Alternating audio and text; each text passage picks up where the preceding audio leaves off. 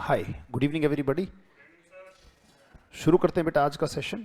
आज के हमारे बढ़िया बढ़िया से वर्ड्स। और आज हमारा जो सेशन है वो वोकैब क्लास नंबर 205 और वोकैब मंत्रा जो हमारी बुक है उसका डे 29।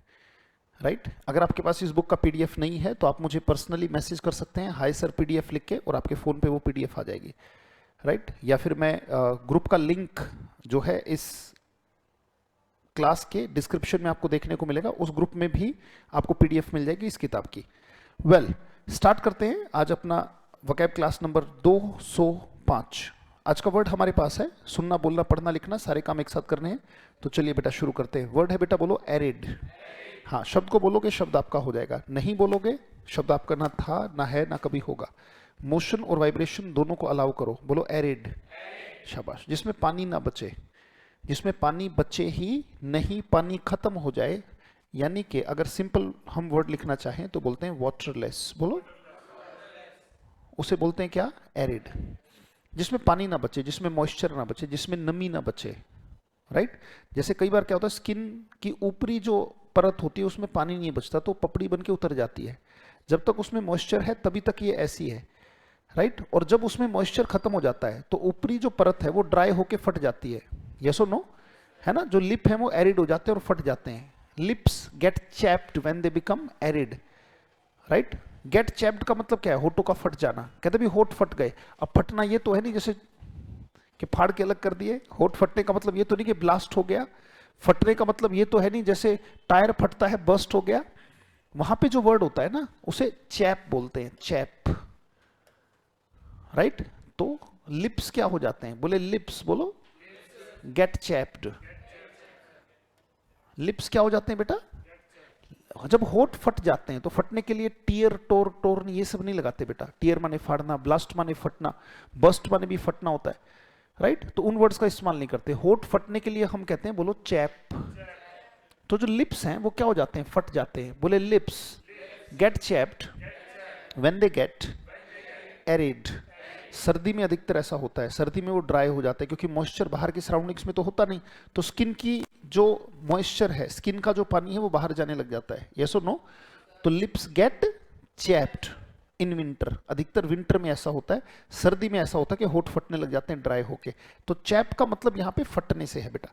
एरिड का मतलब ड्राई होता है, वाटरलेस, जिसमें बिल्कुल पानी ना हो। और जिसमें पानी नहीं होगा वो बंजर तो अपने आप हो जाएगा। देखो एक वर्ड है बैरन। बैरन का मतलब क्या होता है? बंजर। तो जो बंजर भूमि है उसको क्या कहा जाता है? बैरन।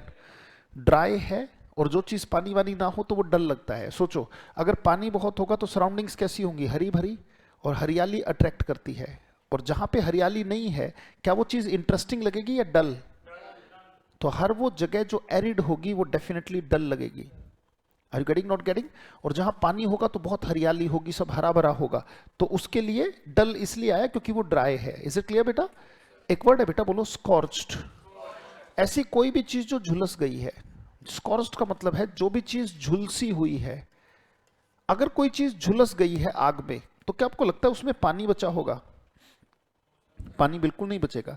अगर आग में वो झुलस के काली हो गई है तो बेटा वो काली क्या दिखाता है? कि इसमें अब कार्बन ही कार्बन है, ऑक्सीजन नहीं है। और पानी का मतलब क्या है? H2O। तो जब ऑक्सीजन ही नहीं बची, यानी कि ऑक्सीजन का एक भी मॉलिक्यूल, मतलब अगर हम कहें उस लेवल पे, तो वो काली क्यों हुई? क्योंकि अब वो क्या है? वो कार्बन है। Are you getting, not getting? तो अगर स्किन यहां से देखो कहीं से भी जल जाती है स्किन अगर अच्छे से, तो वो स्किन हट जाती है वहां से। मान लो ये झुलस गई स्किन, तो क्या स्किन रहेगी या नई स्किन आएगी? नई स्किन आएगी, क्योंकि उसमें अब पानी नहीं है चिपकाने के लिए। यस और नो? तो स्कॉच्ड का मतलब क्या होता है? झुलसी हुई, उसमें भी पानी नहीं बचता बेटा। Are you getting, not getting? तो स्कॉच्ड का भी मतलब झुलसी हुई। एक वर्ड है बेटा, बोलो बेक्ड। जिसमें बेक कर दिया, जैसे बिस्किट है, बिस्किट को भून दिया जाता है। क्या जो चीज भून दी गई है अच्छे से, क्या उसमें पानी बचा? कोई भी चीज करारी कब होती है? जब उसमें पानी ना हो। राइट, कोई भी चीज करारी ही तब होती है, कहते भी करारी कर देना। करारी करने का मतलब है आपको उसको तब तक बेक करना होगा, तब तक पकाना होगा जब तक उसमें पानी की मात्रा खत्म ना हो जाए। Are you getting, not getting बेटा? जब तक पानी की मात्रा है तब तक वो करारी हो ही नहीं सकती। राइट, तो जो जो चीज जितनी करारी है इसका मतलब उसमें पानी का सब्सटेंस उतना ही कम होता जा रहा है। बोलो बेटा बात समझ में कि नहीं? इसीलिए जो पिज्जा है वो हार्मफुल है, घर की रोटी अच्छी है, क्योंकि घर की रोटी सॉफ्ट होती है। क्यों? क्योंकि उसमें पानी का तत्व विद्यमान है। Are getting not getting? तो वो जो पानी है वो इजी टू डाइजेस्ट कर देता है किसी भी खाने को। और ये जो बहुत हार्ड होते हैं, जिन्हें चबाने में करारापन आता है, they are hard to digest बेटा। Are you getting not getting? तो ये क्या है? बेक। बेक समझ में आया? और ये वाटरलेस तो लिखा ही हुआ था, हमने तो ऐसे ही लिखा, कोई बात नहीं, ये लिखा हुआ बेटा। बोलो वाटरलेस, बोलो, जिसमें पानी है ही नहीं। अच्छा ये देखो, ह्यूमिड और मॉइस्ट। मॉइस्ट MOIST बेटा, ये ठीक कर लेना, ये मॉइस्ट है। मॉइस्ट का मतलब जिसमें मॉइस्चर हो, जिसमें पानी अवेलेबल हो। ह्यूमिडिटी, आर्द्रता हो, है ना? दिखाते हैं ना वेदर की फोरकास्ट में कि आज मौसम में इतनी ह्यूमिडिटी है ना? तो ह्यूमिडिटी का मतलब है जल तत्व, कि भाई कितना है, वाष्प कितना है। That is called humid and moist. अब ये वर्ड देखो, सेंटेंस देखो बेटा। कोई भी शब्द अगर हम कर रहे होते हैं तो उसका उद्देश्य एक ही होता है कि आपको वाक्य समझा सकूं मैं। और यही भाषा का सबसे बड़ा रूप है कि आपको वाक्य समझ में आ सके। अगर आपको वाक्य नहीं समझा पा रहा हूं तो कोई फायदा नहीं इन सेशंस का बेटा। बड़े ध्यान से देखो बेटा, मेरे साथ बोलो। बोलो द एरिड लैंड, ऐसी धरती जिसमें कि पानी नहीं है। पानी नहीं है। बोले the arid land is putting a spoke in my wheel. ये बड़ा बड़ा ही कॉमन, अंग्रेजों के लिए बड़े, जैसे कई बार कहते हैं, इरिटेट होके बोला जाता है ये वाक्य। Why are you putting a spoke in my wheel, ऐसे बोला जाता है। इसका मतलब तुम मेरे काम में अड़ंगा क्यों लगा रहे हो? मेरे काम में टांग क्यों अड़ा रहे हो? मेरा काम क्यों नहीं बनने दे रहे? जब आप किसी कार्य में बाधा उत्पन्न करते हो, किसी के लिए तो वो कार्य बहुत जरूरी है, और आप उस कार्य में अड़ंगा डाल रहे हो, यानी कि किसी के कार्य में बाधा उत्पन्न। स्पोक समझते हो? स्पोक माने ताड़ी या डंडा, है ना? चलते पहिए में आपने डंडा दे दिया। जैसे होता था ना कि एक ही साइकिल है और 2-3 भाई हैं, एक ही साइकिल है पूरे परिवार में, और एक जो है, जो सबसे तगड़ा है, वो साइकिल की टर्न आइन नहीं दे रहा, वही चलाई जा रहा है। तो क्या करते थे? डंडा छुपा लेते थे, राइट? और जैसे ही पास से आता था डंडा डाल दिया, और डंडा डालते ही 2-3 तो ताड़ी टूटी, प्लस उसकी थुथड़ी भी टूटी। और फिर बाद में जो ताड़ी तोड़ी हमने, उसके लिए माँ बाप हमारे साथ क्या करते थे, उसकी कोई कहानी हम जिक्र यहाँ पे नहीं करेंगे। Are you getting not getting? पर ये देखो, उसका पहिया अच्छा भला चल रहा था, उसके पहिए चलते में हमने डंडा डाल दिया, तो पहिया चला या बाधा उत्पन्न हुई? इसे कहते हैं put a spoke in the wheel. Put a spoke in the wheel. भाई चाइना बहुत कुछ चाहता है, पर चाइना जहां भी जाता है तो भारत क्या करता है? Put a spoke in his और इट्स व्हील। वो जो चाहे वो नहीं होने देता, उसमें कहीं ना कहीं बाधा उत्पन्न करता है। क्लियर के नॉट क्लियर? राइट? बोले द एरिड लैंड, बाधा उत्पन्न करना, cause trouble and cause problem. Cause का मतलब होता है पैदा करना, पैदा करना, cause trouble or problem. The arid land is putting a spoke in my wheel to get a good harvest. Harvest का मतलब समझते हो? फसल। अच्छी फसल प्राप्त करने में बाधा कौन पैदा कर रहा है? Arid land. मैं तो चाहता हूं कि भाई मेरे पास जमीन पड़ी है और वो जमीन ऐसे ही पड़ी है, क्या मैं नहीं चाहूंगा कि उसे अच्छी फसल प्राप्त हो? यस और नो?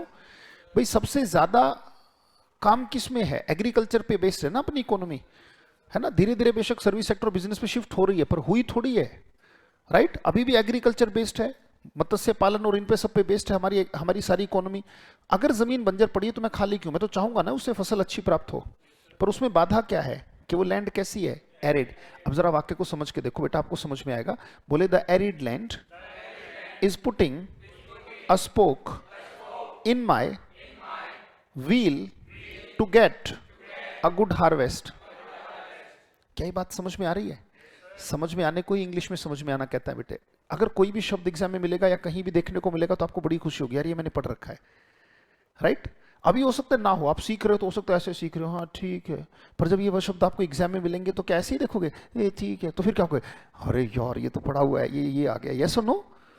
तो मुद्दा अब नहीं है कि आपको कितनी खुशी हो रही है सीखने में, मुद्दा तब है जब एग्जाम में ये शब्द और वाक्य आपको मिलेंगे तो आपको कितनी खुशी होगी। यस और नो? चलो ठीक है, कोई बात नहीं, कभी ना कभी तुम जरूर खुश होगे। अभी क्या हो गया, आपका चेहरा ही ऐसा हो गया दुखी हो के, तो वो आपका दोष नहीं है। Are getting not getting?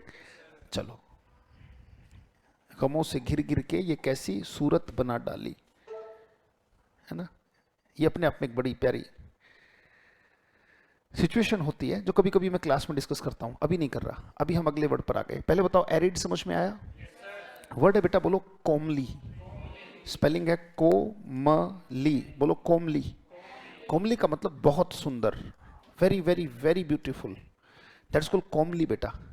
Lovely, charming, attractive, beautiful, pretty, right. और थूथड़ी पे 12 बजे हुए हो तो अगली और नास्टी. चेहरे की बनावट से लेना देना नहीं है. द थूथड़ी यू गॉट इज द थूथड़ी यू गॉट. भगवान ने जो दे दी वो दे दी. कम से कम चेहरे पे स्माइल रख सकते हो. That is the greatest makeup that you can wear. सबसे बड़ा मेकअप चेहरे का क्या है कि कम से कम चेहरे पे स्माइल रखो, राइट. बच्चा चाहे कैसा भी हो, जब वो स्माइल करता है ना तो ऐसा लगता है जैसे इस दुनिया का राजा स्माइल कर रहा हो. और जब युवा आजकल के जो जवान है उनको स्माइल करते हुए देखते हैं, उनकी स्माइल में भी भिखमंगापन झलकता है कि कितने बड़े भिखमंगे हैं, इनसे हंसा ही नहीं जा रहा. हंसना ऐसे लग रहा है जैसे फॉर्मेलिटी. मतलब स्माइल भी करेंगे ना तो मजबूरी में, क्योंकि सभी स्माइल करे तो इसे भी करना पड़ेगा ऐसे. तो ये जो स्माइल है ये आर्टिफिशियल है ना. ये स्माइल नकली है. तो कॉमली का मतलब क्या है? Lovely, right. A comely smile यानी कि बहुत सुंदर स्माइल. अ कॉमली हाउस, बहुत सुंदर house. Comely surroundings, beautiful surroundings, right. Comely girl, इसका मतलब ब्यूटीफुल गर्ल. क्लियर के नॉट क्लियर, राइट. तो कॉमली, जैसे मेरी बिटिया है, भाई जन्माष्टमी है कल. वैसे तो बिटिया है, उसे राधा बनना था, पर वाइफ ने भी 3 दिन पहले उसके बाल कटवा दिए. अब राधा तो नहीं तो उसको क्या बना दिया? कृष्ण बना दिया. Are you getting, not getting? और वो सोचती है कि मैं तो मतलब, वो तो अपने हिसाब से एक्टिंग कर रही है, जैसे फोटो करनी है बच्चियों में जैसे होते हैं, राइट. बट वो कैसी लग रही है? She looks comely. Are you getting, not getting?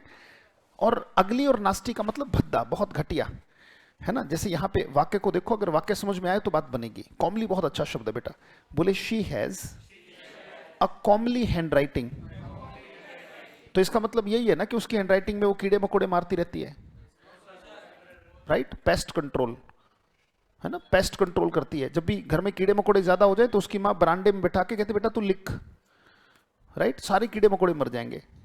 तो वो लिखती रहती है और कीड़े मकोड़े आके सारे मर जाते हैं. तो अपने अपने तरीके हैं कहने के. कीड़े मकोड़े मारने का मतलब गंदी हेड राइटिंग. इसको हम लिटरली नहीं ले सकते. यस और नो? बोलो शी हैज. शी क्यों है? हैज भी तो है. हैज लिखो बेटा. She has a comely handwriting. इसका मतलब उसकी हैंड राइटिंग कैसी है? अगली, नास्टी या लवली? बहुत अच्छी है, बहुत अच्छी हैंड राइटिंग है. बोले she has a comely handwriting and writes for hours at a stretch. At a stretch का मतलब पता है क्या होता है? कॉन्टिन्यूअस, माने लगातार, लगातार, एक सांस में. जो कहते हैं ना, एक सांस में, बिना थके बिना रुके. जैसे आपने कहा I can take 10 chapatis at a stretch. 10 चपाती एक ही साथ में सूट जाऊंगा मैं, राइट. तो एट अ स्ट्रेच का मतलब क्या है? इन वन गो, एक ही बार में, राइट. कोई कहता है कि I can run for 10 kilometre eight a stretch. At a stretch माने बिना थके बिना रुके, लगातार. Eight a stretch. जैसे मैंने पूछा how long can you study eight a stretch, क्या पूछा? Very good. अब जो सुन रहा है उसी ने बोला है how long can you study eight a stretch. तो पूछना क्या चाहता हूं कि तुम एक सांस में कितनी देर पढ़ सकते हो? तो आपने कहा I can study for 12 hours at a stretch. At a stretch का मतलब लगातार, राइट. बिना थके बिना रुके. अब वो क्या कह रहे कि she has a comely handwriting and writes for hours at a stretch. Handwriting बड़ी अच्छी है और घंटों लिखती रहती है. लिखने का अभ्यास उसका बड़ा गजब का है. एक बार पढ़ो अपने आप से. She has a comely handwriting and writes for hours at a stretch. क्या बात समझ में आई? लगातार घंटों लिखती रहती है. पहला वर्ड हमने किया था क्या बेटा? एरिड. दूसरा वर्ड क्या किया? शाबाश, बहुत अच्छे. अगला वर्ड देखो क्या आ रहा है. बोलो डेर्थ. फिर से बोलो. हाँ, डेर्थ. इसमें अर्थ भी है. ये डी जोड़ दिया तो वर्ड क्या बन गया? डेर्थ. और डेर्थ का मतलब कमी होती है किसी चीज की. किसी भी चीज की जो कमी है, किसी भी चीज की कमी. जैसे आपने कहा I have dearth of words. I have dearth of words to thank you. इसका मतलब तो मैं यही कहना चाहता हूं ना कि भाई मैं किन शब्दों में आपका धन्यवाद करूं. मेरे पास शब्दों की कमी पड़ रही है. I have dearth of words to thank you. I have dearth of words to thank you.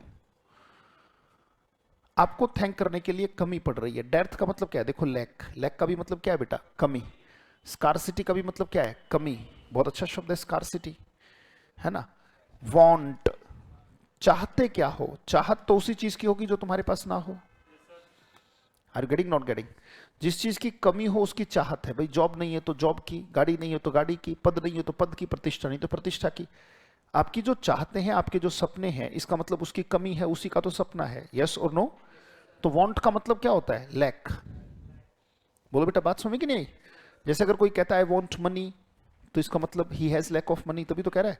अगर वो कहता है आई वांट सक्सेस, इसका मतलब ही हैज लैक ऑफ सक्सेस। जब कोई चाहत बता रहा है तो इसका मतलब वो वांट का मतलब लैक है, तभी तो चाहता है वो। बोलो डेफिशिएंसी, बोलो राइट। जैसे मेल न्यूट्रिशन वगैरह में डेफिशिएंसी आती है, कमी पड़ जाती है प्रोटीन की, विटामिन की, तो डेफिशिएंसी का मतलब क्या है? कमी। वांट दोबारा से आ गया, कोई दिक्कत नहीं, प्रैक्टिस हो गई हमारी। डेफिशिएंसी दोबारा से आ गया, कोई बात नहीं, प्रैक्टिस हो गई हमारी, कोई दिक्कत थोड़ी है। Practice makes a person bore या परफेक्ट? कुछ एक सोचोगे दोबारा आ गया तो क्या हो गया, दोबारा क्या 20 बार भी आए तो भी दिक्कत नहीं है। Are getting not getting? क्योंकि मैं आज तक समझता था कि वांट का मतलब है चाहत होना, पर आज पहली बार पता लग रहा है कि वांट का मतलब क्या होता है? कमी भी होता है। कई बार वांट के ऑप्शन में विश नहीं मिलता, वांट के ऑप्शन में आंसर लैक होता है, तो आप आंसर लैक लगा के आओगे। Are you getting not getting? मान लीजिए वांट पूछा उसने, उसका इसका सिनोनिम क्या है, और मान लो आपने सोचा वांट का तो मतलब विश होता है कि मैं ये चाहता हूं, पर ऑप्शन में लैक है, पर आपके दिमाग में विश घूम रहा है, तो आपका आंसर क्या होगा? लैक। क्या बेटा बात समझ में आई कि नहीं आई? ग्लट और अबंडेंस दोनों वर्ड्स बड़े गजब के हैं। किसी चीज की प्रचुर मात्रा या अधिकता, वो ग्लट, ग्लट होता है। इसका मतलब ग्लटन समझते हो? ग्लटन कि ही इज ग्लटन, इसका मतलब क्या है? पेटू है, बहुत ज्यादा खाता है, ही इज ग्लटन। तो ग्लट का मतलब अधिकता किसी चीज की। अगर मैं कहूं कि शी हैज, बोलो ग्लट ऑफ डाउट्स, यानी कि डाउट्स कम हैं या बहुत सारे हैं? She has glut of doubts, इसका मतलब बहुत सारे डाउट्स उसके पास हैं, right? She has so many doubts. दिमाग में क्या, ये हो जाएगा, वो हो जाएगा, कैसा होगा, कैसा नहीं होगा, that is called what? Glut बेटा, वो ग्लट होता है। अब देखो वाक्य पर हम आ गए। My friend knows beans about his business, right? अब यहां पे आ गया know beans about. Know beans about का मतलब होता है बेटा किसी चीज की बहुत अच्छी सूचना होना, वेल इन्फॉर्म्ड, बहुत अच्छे से इन्फॉर्म्ड है, हर एक चीज के चप्पे चप्पे कोने कोने को जानता है उस फील्ड के। बीन का मतलब क्या होता है? दाने। बीन्स का मतलब क्या होता है? दाने।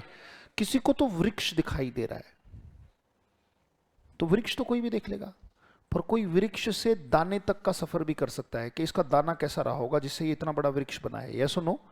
कोई सिर्फ वृक्ष को नहीं, वृक्ष तो कोई भी देख ले, पर जो बीज की भी समझ रखता है कि अगर ऐसा ही एक और वृक्ष बनाना हो तो उसके पास समझ होनी चाहिए कि नहीं होनी चाहिए? बोए पेड़ बबूल के, तो आम कहां से होए? तो बबूल का बीज और आम के बीज में अगर मैं अंतर नहीं करूंगा तो क्या चीजें सुधर पाएंगी? वृक्ष तो कोई भी देख सकता है, पर किस बीज को बोने से कौन सा फल निकलेगा, इसका मतलब उसको बेहतरीन ज्ञान है, उसके पास बेहतरीन नॉलेज है, तभी कहते हैं नो बीन्स अबाउट, राइट? आपने कहा कि भाई मैं I know bean about Jaipur, इसका मतलब क्या है? I am well informed about Jaipur. आप कुछ भी पूछो मैं बताऊंगा। अगर मैं कहता हूं I know beans about Chandigarh, तो इसका मतलब कुछ भी पूछो मैं बताऊंगा कि ये वहां पर है। Are getting not getting? जैसे अभी आपको थोड़ी सी नॉलेज की कमी है, पर आप थोड़े दिन बाद कहोगे ना I know beans about competition exam.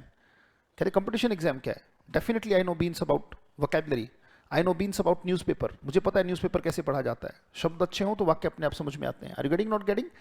अब देखो क्या कहते हैं, बोले my friend knows beans about, यानी कि he is well informed about, यही कह रहे हैं वो, यानी कि बहुत अच्छा इन्फॉर्म्ड है, his business, and he does not have dearth of,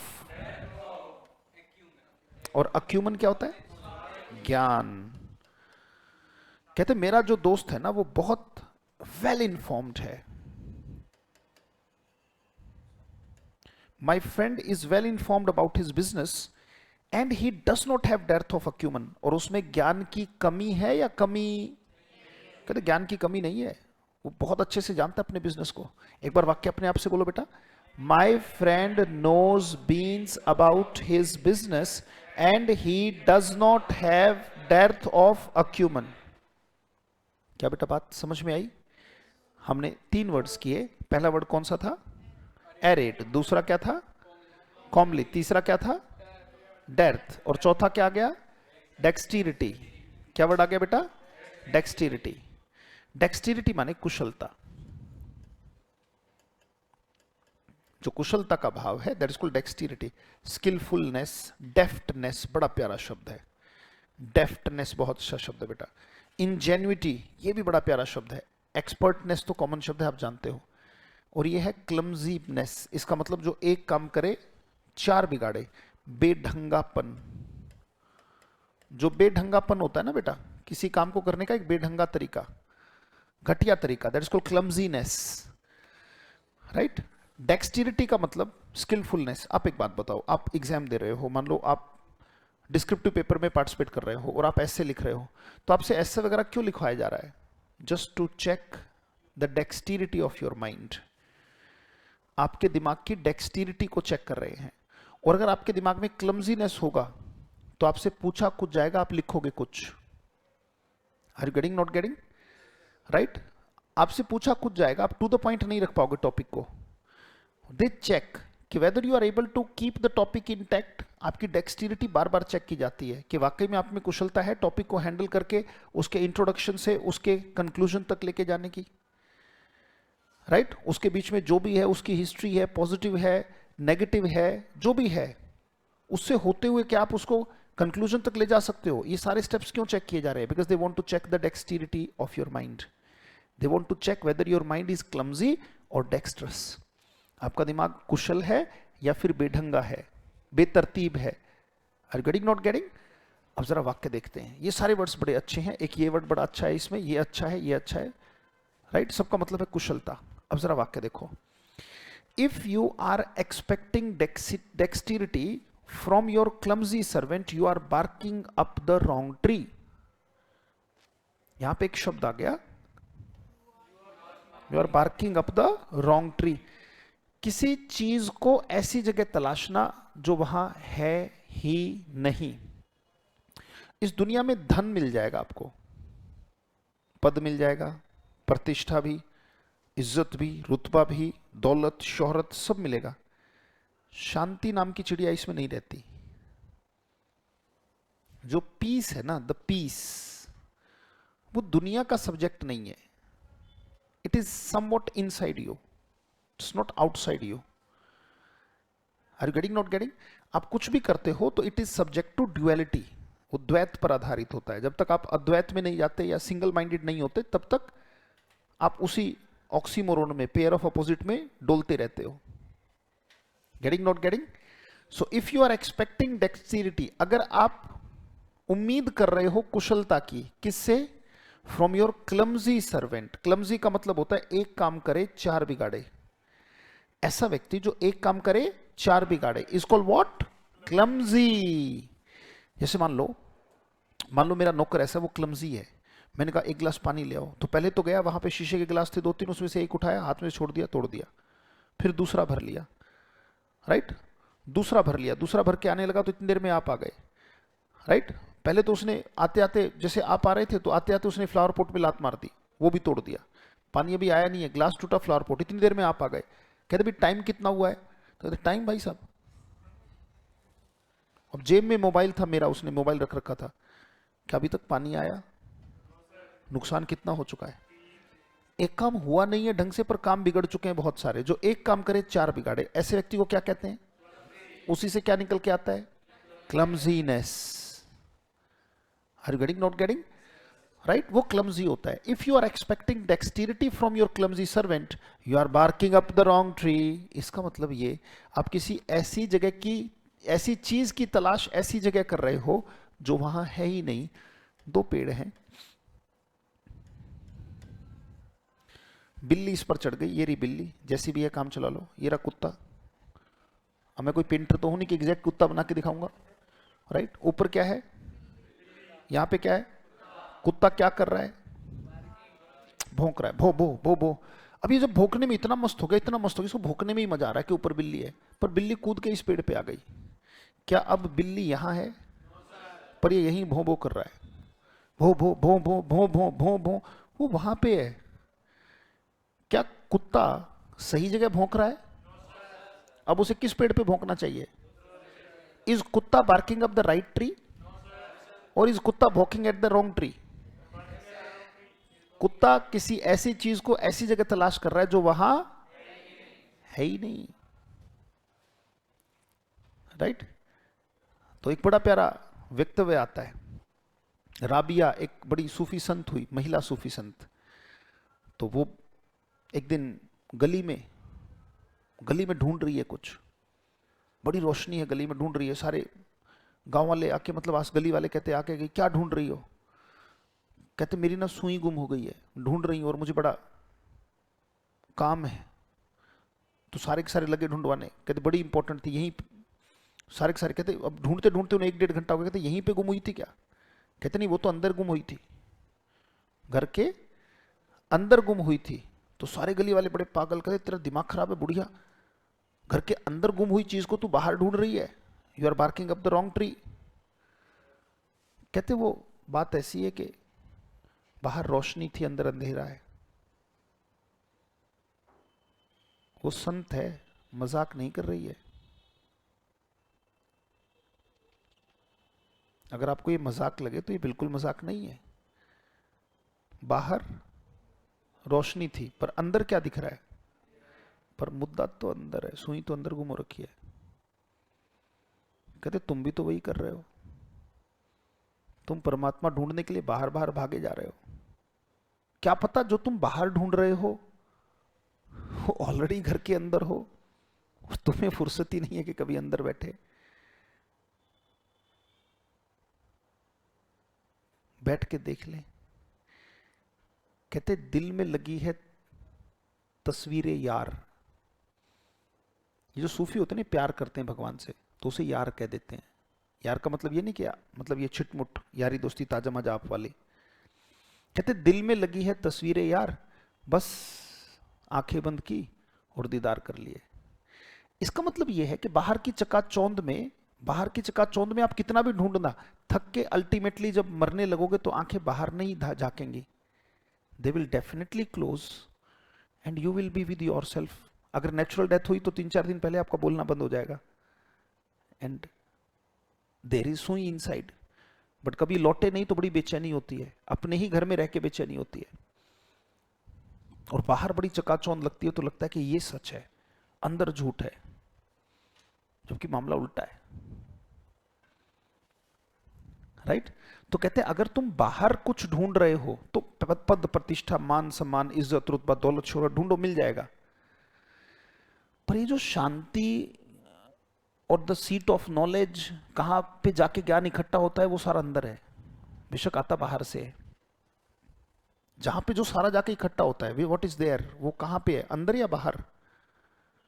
seat of knowledge कहां पर है? जहां पे जाके इकट्ठी होती होगी चीज। कैसे पता? अभी इससे पहले आपने एक वर्ड पढ़ा है, मान लो कौन से वर्ड पढ़े? पहला कौन सा था? एरिड। देखो ये कहीं जाके इकट्ठा हुआ है, आया बेशक बाहर से है, पर अगर वो अंदर जाके इकट्ठा करने वाला ही ना होता अंदर, तो आपको कैसे पता लगता कि एरिड पड़ा है? आपको कैसे पता लगता कोमली पड़ा है? तो कई बार वो संत इशारा करते रहते हैं कि अगर वाकई में चीजें ढूंढनी है तो अंदर है मामला, बाहर नहीं है। वो तो क्या कहते हैं, भाई दर्शन करने जा रहे हैं वैष्णो देवी जी के, आप गए, जाती ऐसे करके जाती, आंखें बंद करते हो, ऐसे करते हो, आंखें बंद कर हो जाती हैं एकदम। किसी भी मंदिर में जाते हैं, आंखें ही बंद करनी थी, घर पे कर लेते हैं, घर पे भी तो हो सकती थी। Are you getting, not getting? तो अल्टीमेटली इंडिकेशन होता है। खैर कोई बात नहीं। क्या बात समझ में आई बेटा? इसका मतलब किसी चीज को ऐसी जगह, यानी कि find something at the wrong place, किसी चीज को गलत जगह ढूंढने की कोशिश करना। Try to find something at the wrong place, at the wrong place, किसी चीज को गलत जगह ढूंढने की कोशिश करना। इसको बेटा what? Barking up the wrong tree. अगर तुम ये सोच रहे हो कि कुशल हो जाएगा तुम्हारा क्लमजी सर्वेंट, तो भाई साहब तुम इस क्लमजी के अंदर जो कुशलता ढूंढ रहे हो ना, you are barking up a wrong tree. क्या बेटा बात समझ में आई? तुम एक गलत आदमी के अंदर गलत चीज ढूंढ रहे हो, उसके अंदर क्या है? क्लमजीनेस। और उसके अंदर ढूंढ क्या रहे हो?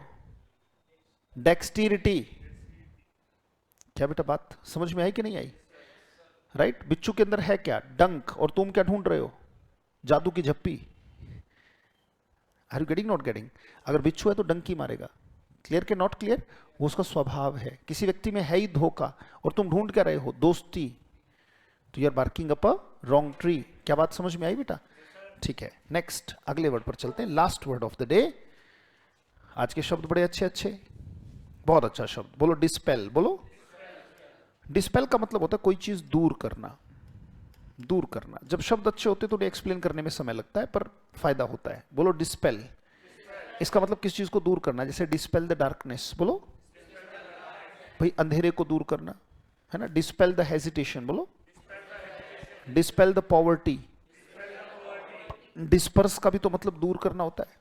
स्कैटर का भी तो मतलब बिखेर देना या दूर कर देना। डिसॉल्व का मतलब कोई चीज पिघल गई तो दूर हो गई। डिफ्यूज का भी तो मतलब दूर करना या खत्म करना। खतरे को डिफ्यूज कर दिया। बॉम्ब है, जैसे बॉम्ब है, बॉम्ब को डिफ्यूज कर दिया। तो आप बताओ दूर करना या खत्म करना? दोनों के दोनों हो सकते हैं। समाप्त करना भी होता है इसका मतलब। दूर करना या समाप्त करना, इसको व्हाट? Dispel, diffuse. स्प्रेड का मतलब क्या है? फैला देना। कोई चीज फैला दी जाती है। फैला दी जाती है इसका मतलब इतना फैला दो, इतना फैला दो, एक टाइम आएगा वो खत्म हो जाएगी। किसी चीज को बहुत ज्यादा फैला दो। भाई दूध है, ग्लास में है, और यहां पे स्प्रेड कर दो, दूध बचा है, खत्म। मिल्क स्प्रेड होते ही मिल्क नहीं रहता, किसी काम का ही नहीं अब ये। यस और नो? तो स्प्रेड का मतलब उस सेंस में, राइट? डिस्पेल का मतलब खत्म करना, दूर करना। खत्म ना करके किसी चीज को अट्रैक्ट करना, ना कि खत्म किया। अट्रैक्ट किया, ड्रॉ किया। ड्रॉ और अट्रैक्ट का मतलब क्या होता है? जैसे I want to draw your attention, तो मैं ध्यान को क्या करना चाहता हूं? ध्यान को दूर करना चाहता हूं या लाना चाहता हूं? लाना चाहता हूं। Are you getting not getting? So draw का मतलब होता है अपनी तरफ खींचना बेटा। वाक्य को देखो। To remove your ignorance. To remove your ignorance, अपने अज्ञान को दूर करने के लिए। इग्नोरेंस माने अज्ञान, अनजानापन। You have to stay in the swim. You have to stay in the swim. Updated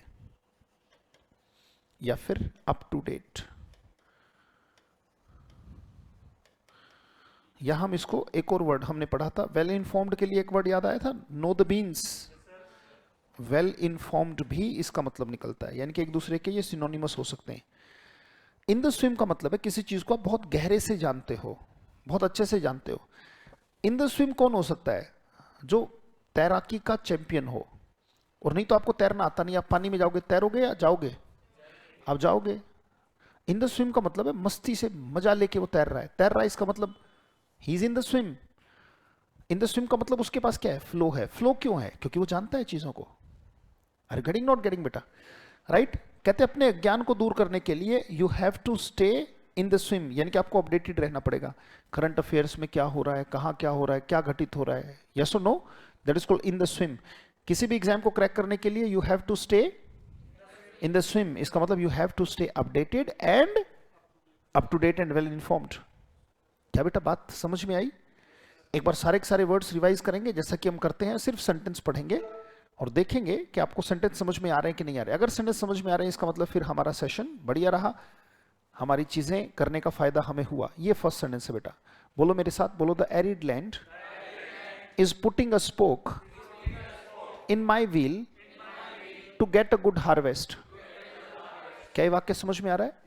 अच्छी फसल पाने में एक ही बाधा है कि वो जमीन कैसी है? बंजर है, वाटरलेस है। यस और no? Next is comely. Comely के लिए बोले she has comely handwriting and writes for hours at a stretch. क्या बात समझ में आ रही है? एट अ स्ट्रेच का मतलब क्या होता है?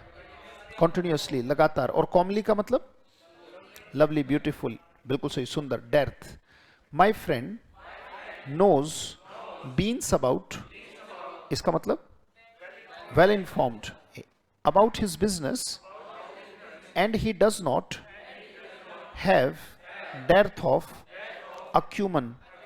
dearth का मतलब lack, कमी, और acumen का मतलब knowledge, dexterity। if you are expecting dexterity from your clumsy servant you are barking up the wrong tree। क्या होता है bark up the wrong tree? गलत जगह किसी चीज को ढूंढना जो वहां है ही नहीं। You are expecting dexterity, dexterity means कुशलता, और क्लमजी मीन्स बेढंगापन, जो एक काम करे चार बिगाड़े। तो आज के लिए इतना ही, बहुत बहुत धन्यवाद, thanks a lot, keep revising, stay updated and stay in the swim. Thank you, thanks a lot, take care.